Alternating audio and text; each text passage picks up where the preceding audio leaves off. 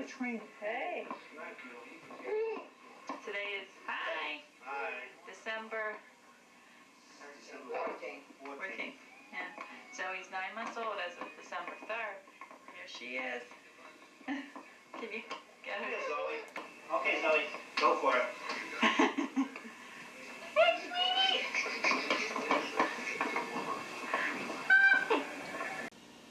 Myelodysplastic syndrome, commonly known as MDS, is a disorder in which the bone marrow does not produce enough healthy blood cells. In patients with the condition, immature cells called blast cells make up more than 5% of the cells in the marrow. Normally, they make up less than 5%. The result is that these cells do not turn into red cells, white cells, or platelets and can lead to more serious conditions like leukemia. In general, MDS is a disease of older adults. The treatment process for MDS involves several sessions of chemo and blood transfusions, ultimately leading up to a bone marrow transplant. Once the patient receives the transplant and returns home, they will not be up to their normal strength for at least a year. Researchers confirm that long-term survival is likely for MDS patients who survive at least 2 years after their initial transplant.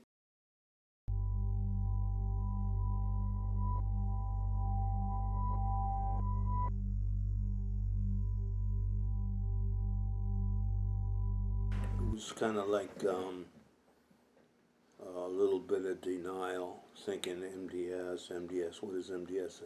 They didn't say cancer, you know, and it took a couple of weeks before it really sunk in, you know, that, this is a serious thing going on here.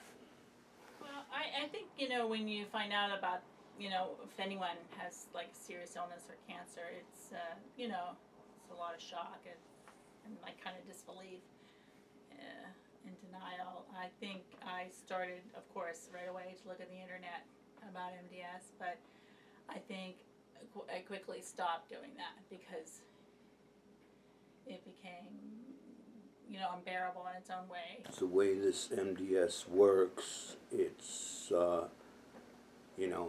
if you have a transplant,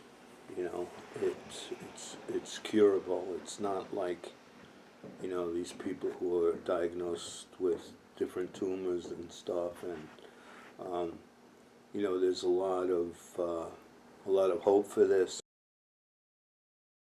My dad was diagnosed with MDS in August, right before the beginning of my senior year of high school.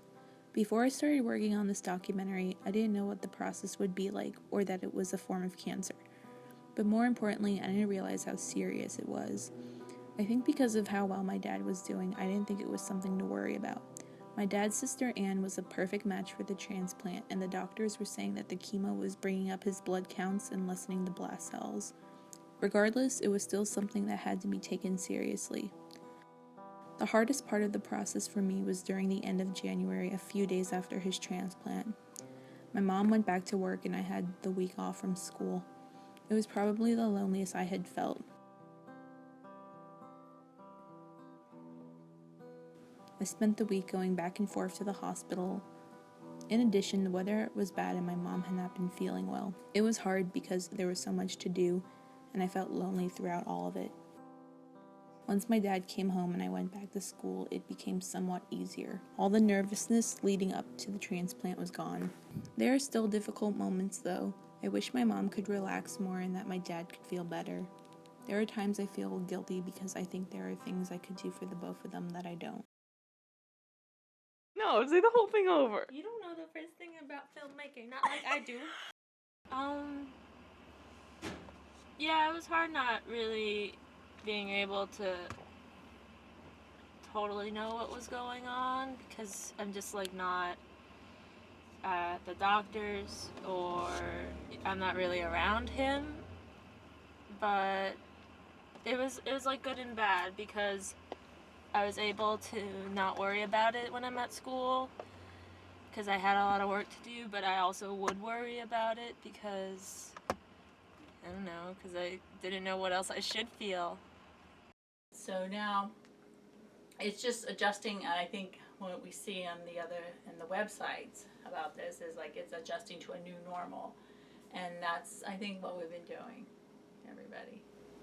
Yeah, I think it's just been a real ride, and we're still on it. You know, my recommendation, anybody who has to go through it, don't be scared. We'll go through any of this. Don't be scared, and you know, deal with it. And it seems to go a lot better. Looking back on the past few months, I realized that things will get easier eventually, but it takes a while.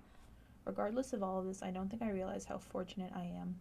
My dad's sister was a perfect match, and he was out of the hospital 17 days after his transplant. I know there are people who don't have a match for the bone marrow, and there are some that have to wait much longer than my dad did. MDS is serious, but there are far more serious cancers out there. The process was difficult, but I couldn't be more thankful for how everything turned out. I think I speak for all of us in saying that.